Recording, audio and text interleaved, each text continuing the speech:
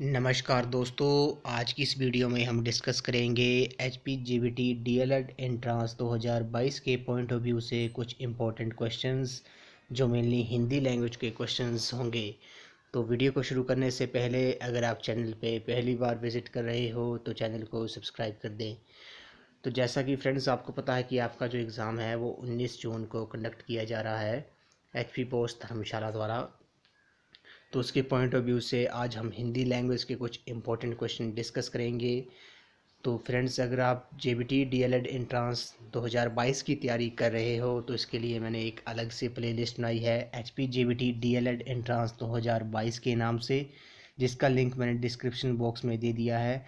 आप वहां पर जाकर वीडियोस देख सकते हो। तो फ्रेंड्स जैसा कि आपको पता है कि आपका जो एग्ज़ाम होगा वो 100 मार्क्स का होगा। 100 क्वेश्चन ही पूछे जाएंगे, इसमें 4 सेक्शंस होंगी। तो हिंदी लैंग्वेज की जो सेक्शन होगी उसमें आपसे 25 क्वेश्चन पूछे जाएंगे। 25 क्वेश्चन पूछे जाएंगे आपसे हिंदी लैंग्वेज के। तो उसके पॉइंट ऑफ व्यू से आज हम कुछ इंपॉर्टेंट क्वेश्चन डिस्कस करेंगे। तो आपने ये जितने भी क्वेश्चन करवा रहा हूँ इनकी आपने शॉर्ट नोट्स बना लेने हैं जो आपको रिवीजन के टाइम काफ़ी हेल्पफुल साबित होंगे। तो फ्रेंड्स वीडियो को शुरू करते हैं। तो पहला प्रश्न है, इसमें बोला गया कि जिसे जाना ना जा सके उसे क्या कहते हैं। तो जिसे जाना ना जा सके उसे अज्ञेय कहते हैं। ऑप्शन नंबर बी इस क्वेश्चन का करेक्ट आंसर है। तो फ्रेंड्स इनकी आपने शॉर्ट नोट्स जरूर बना लेना, रिवीजन के टाइम काफ़ी हेल्पफुल साबित होंगे। तो जिसे जाना ना जा सके उसे अज्ञेय कहते हैं। उसी तरह मोक्ष चाहने वाला, जो मोक्ष चाहने वाला है उसे क्या कहते हैं, उसे कहते हैं मुमुक्षु कहते हैं। ऑप्शन नंबर डी इस क्वेश्चन का करेक्ट आंसर है। अगला प्रश्न है, इसमें बोला गया कि जो उपकार को ना माने, जो उपकार को ना माने वो क्या क्या कहलाता है, वो कहलाता है आपका कृत्यगण। ऑप्शन नंबर बी इस क्वेश्चन का करेक्ट आंसर है। अगला प्रश्न है, इसमें बोला गया कि सामान्य रूप से किए गए प्यार को कहते हैं। तो सामान्य रूप से किए गए प्यार को क्या कहते हैं, ये कहते हैं आपके स्नेह कहते हैं। ऑप्शन नंबर बी इस क्वेश्चन का करेक्ट आंसर है। अगला प्रश्न है, इसमें बोला गया कि वे स्त्री जिसकी संतान ना हो। तो बे स्त्री जिसका संतान ना हो वो उसे क्या कहते हैं, इस काफ़ी इंपॉर्टेंट क्वेश्चन है, उसे कहते हैं बांझ कहते हैं। ऑप्शन नंबर सी इस क्वेश्चन का करेक्ट आंसर है। अगला प्रश्न है, इसमें बोला गया कि किंकर्त व्यवी मूड का अर्थ क्या है। तो किंकर्त व्यवी मूड का अर्थ क्या होता है, इस क्वेश्चन का जो करेक्ट आंसर है वो आपका ऑप्शन नंबर डी, जो ठीक से कर्तव्य पालन ना कर सके वे क्या कहलाता है, वे क्या कहलाता है किंकर्त व्यवी मूड। ऑप्शन नंबर डी इस क्वेश्चन का करेक्ट आंसर है। जो ठीक से कर्तव्य पालन ना कर सके उसे कहते हैं किंकर्त व्यवी मूड। ऑप्शन नंबर डी इस क्वेश्चन का करेक्ट आंसर है। तो फ्रेंड्स इनके आप शॉर्ट नोट्स जरूर बना लेना, मैं बार बार बोल रहा हूँ, आपको रिवीजन के टाइम काफ़ी हेल्पफुल साबित होंगे। नेक्स्ट क्वेश्चन है, इसमें हमने शुद्ध वर्तनी का चयन करना है। यहाँ पे दिया है 4 शब्द दिए हैं, तो हमने उज्ज्वल का जो शुद्ध रूप होगा वो क्या होगा। ये फ्रेंड्स उज्ज्वल जो है ये आपसे मैक्सिमम एग्जाम में पूछा जाता है शुद्ध वर्तनी के रूप में। तो उज्ज्वल का जो शुद्ध रूप है वो है आपका ऑप्शन नंबर सी। आपने देख लेना ध्यान से कि उज्ज्वल को कैसे लिखा जाता है। ऑप्शन नंबर सी जो होगा वो करेक्ट आंसर होगा, शुद्ध वर्तनी होगी उज्ज्वल। तो अगला है घनचक्कर का जो शुद्ध रूप होगा वो क्या होगा, वो होगा आपका ऑप्शन नंबर बी। घनचक्कर कैसे लिखा जाता है फ्रेंड्स, ये आपने जरूर शॉर्ट नोट्स इनके बना लेना। उज्ज्वल जो है ये तो काफ़ी इम्पोर्टेंट है, मोस्ट इम्पोर्टेंट है ये उज्ज्वल। तो उज्ज्वल लिखा जाता है ऊ आधा ज, और 2 बार आधा ज आता है उसके बाद वल। तो ये आपने जरूर लिख लेना है। उसी तरह घनचक्कर का जो करेक्ट आंसर है वो आपका ऑप्शन नंबर बी। अगला है उत्पत्ति का शुद्ध रूप क्या होगा, शुद्ध वर्तनी क्या होगी। तो ये होगी आपकी ऑप्शन नंबर डी, ये उत्पत्ति का शुद्ध रूप है। उसी तरह परीक्षा का जो शुद्ध रूप होगा ये तो आपको पता ही होगा, ऑप्शन नंबर बी जो है वो आपका परीक्षा का शुद्ध रूप है। उसी तरह स्थायित्व का जो शुद्ध रूप होगा वो होगा आपका ऑप्शन नंबर सी, ये स्थायित्व का शुद्ध रूप है। अगला गृहिणी का जो शुद्ध रूप होता है वो होता है आपका ऑप्शन नंबर ए, ये गृहिणी का शुद्ध रूप है। अगला प्रश्न है, इसमें बोला गया कि निम्नलिखित में से शुद्ध वर्तनी चुनिए। तो अनिश्चित का जो शुद्ध वर्तनी होगी वो होगी आपकी ऑप्शन नंबर ए, अनिश्चित का ये शुद्ध रूप है।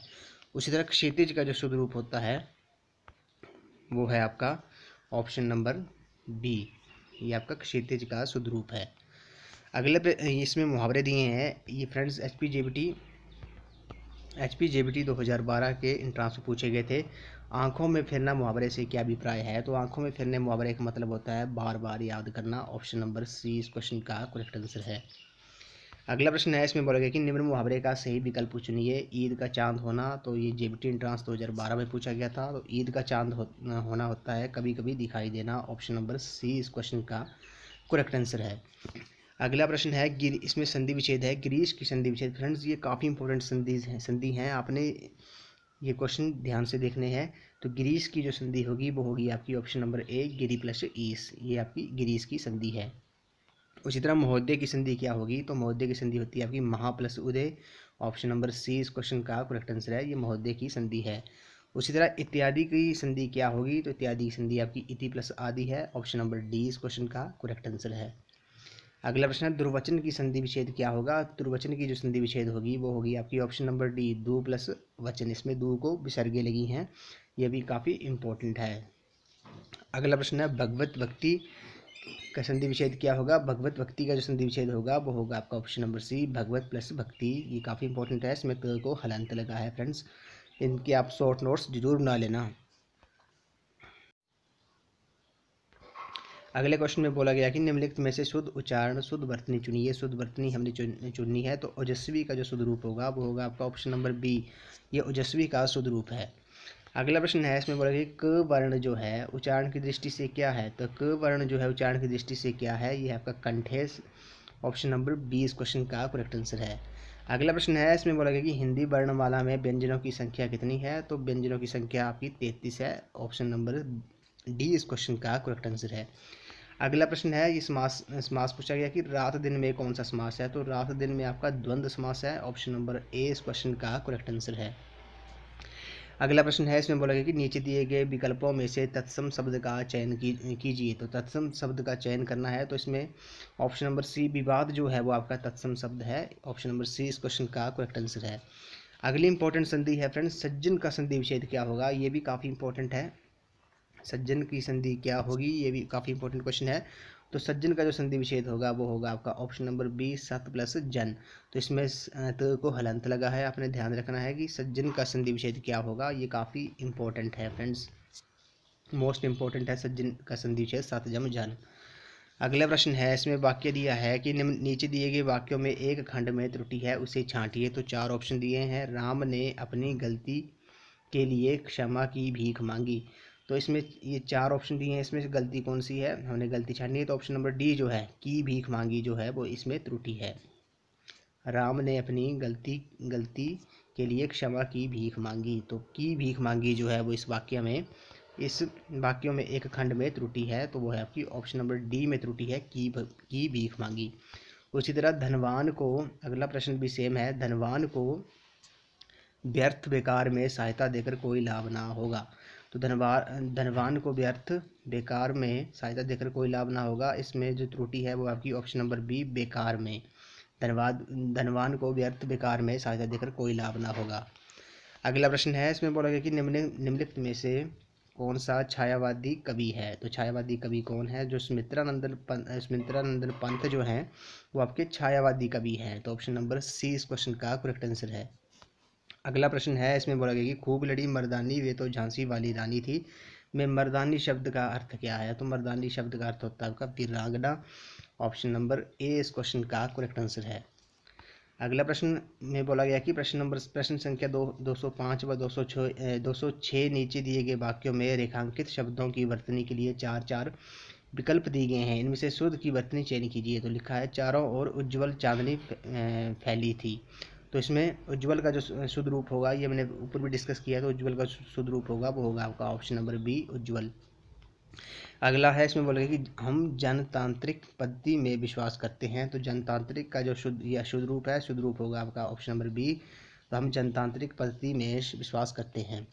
अगला प्रश्न है, इसमें बोलेगा कि कौन सा वाक्य शुद्ध है। तो इसमें हमने शुद्ध वाक्य का चयन करना है। तो इसमें इस क्वेश्चन का जो करेक्ट आंसर होगा वो है आपका ऑप्शन नंबर डी, वाह कितना सुंदर दृश्य है। इसमें आपने चिन्हों का ध्यान रखना है।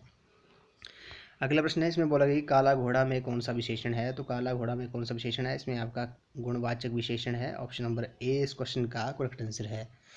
अगला प्रश्न है, हम दिल्ली गए और वहाँ 4 दिन रहे, ये कौन सा वाक्य है। हम दिल्ली गए और वहाँ 4 दिन रहे, तो ये आपका संयुक्त वाक्य है। ऑप्शन नंबर ए इस क्वेश्चन का करेक्ट आंसर है।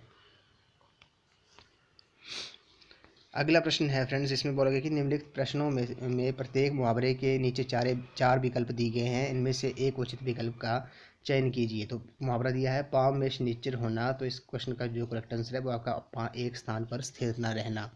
उसी तरह बालू की बीत मुहावरे का अर्थ होता है शीघ्र नष्ट होने वाली वस्तु। ऑप्शन नंबर सी इस क्वेश्चन का करेक्ट आंसर है। अगला प्रश्न है खग जाने खग की भाषा, तो ऑप्शन नंबर 212 का जो करेक्ट आंसर है वो आपका ऑप्शन ए चालाक ही चालाक को भाषा क्षमता है। आपको पता है कि खग जो होते हैं उन्हें पक्षियों को खग भी कहते हैं। अगला प्रश्न है भागीरथी का पर्यायवाची शब्द है, तो भागीरथी आपका गंगा का पर्यायवाची शब्द होता है। ऑप्शन नंबर बी इस क्वेश्चन का करेक्ट आंसर है। उसी तरह ज्येष्ठ का जो विलोम शब्द है, इंपॉर्टेंट क्वेश्चन है, तो ज्येष्ठ का विलोम शब्द आपका होता है कनिष्ठ। ऑप्शन नंबर ए इस क्वेश्चन का करेक्ट आंसर है।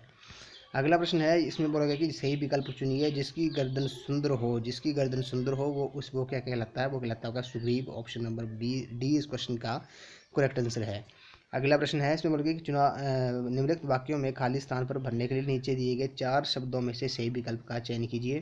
तो क्वेश्चन दिया है चुनाव क्षेत्रों का समय समय पर डैश किया जाता है, परिसीमन किया जाता है। ऑप्शन नंबर सी इस क्वेश्चन का करेक्ट आंसर है।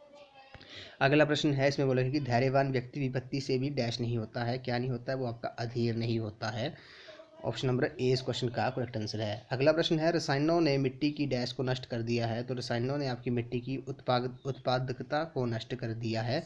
ऑप्शन नंबर बी इस क्वेश्चन का करेक्ट आंसर है। अगला जो प्रश्न है, इसमें बोला गया कि योग साधना में डैश और शाकाहार का विशेष महत्व है। तो योग साधना में आपका फलाहार और शाकाहार का विशेष महत्व है। अगला प्रश्न है, इसमें बोला गया कि रविंद्रनाथ टैगोर का नाम सांस्कृतिक एवं डैश जगत में अविस्मरणीय होगा। तो ये आपका option number C, Rabindranath Tagore का जन्म सांस्कृतिक एवं साहित्यिक जगत क्षेत्र में अविस्मरणीय होगा। अगला प्रश्न है, इसमें बोला गया कि व्यंजन संधि के कितने भेद होते हैं। तो ऑप्शन नंबर डी इस क्वेश्चन का करेक्ट आंसर है, इनमें से कोई नहीं। तो आपने कमेंट सेक्शन में जरूर बताना है कि व्यंजन संधि के कितने भेद होते हैं। अगला प्रश्न है, उत्तम का विपरीतार्थक शब्द क्या होगा। तो उत्तम का विपरीतार्थक शब्द होगा आपका अधम। ऑप्शन नंबर बी इस क्वेश्चन का करेक्ट आंसर है। उसी तरह मधुर की भाववाचक संज्ञा क्या होगी, भाववाचक क्या है। तो ये हमने प्रीवियस वीडियो में भी डिस्कस किया है। तो माधुर्य जो है वो आपका मधुर का भाववाचक संज्ञा है। अगला प्रश्न है, इसमें बोला गया कि इनमें से शुद्ध वाक्य है। तो शुद्ध वाक्य कौन सा है, कि ऑप्शन नंबर सी बेअंदा है, जो ये एक शुद्ध वाक्य है। उसमें बोला है कि मुहावरे का चयन करना है। मुहावरा है, चार ऑप्शन दिए हैं, तो इसमें मुहावरा कौन सा है। तो ये आपका आँख का कांटा होना यानी कि ये एक मुहावरा है। अगला प्रश्न है, इसमें बोला गया कि इनमें भाववाचक संज्ञा है। तो भाववाचक संज्ञा का चयन करना है। जो बुढ़ापा जो है वो आपका भाववाचक संज्ञा है। उसी तरह जो आगे की सोचता है उसे क्या कहते हैं, उसे कहते हैं अग्रसूची कहते हैं। ऑप्शन नंबर ए इस क्वेश्चन का करेक्ट आंसर है। जो आगे की सोचता है वो अग्रसूची है। अगला प्रश्न है, अन्न का उपसर्ग शब्द बनता है। तो अन्न का उपसर्ग शब्द बनता है, ये बनता है आपका गमन जो है। ऑप्शन नंबर बी जो है वो आपका अन्न का उपसर्ग शब्द बनता है। इस वीडियो का लास्ट क्वेश्चन है, इसमें बोला गया कि हिंदी में व्यंजन वर्ण की संख्या कितनी है। तो हिंदी में व्यंजन वर्ण की संख्या आपकी 33 है। ऑप्शन नंबर सी इस क्वेश्चन का करेक्ट आंसर है।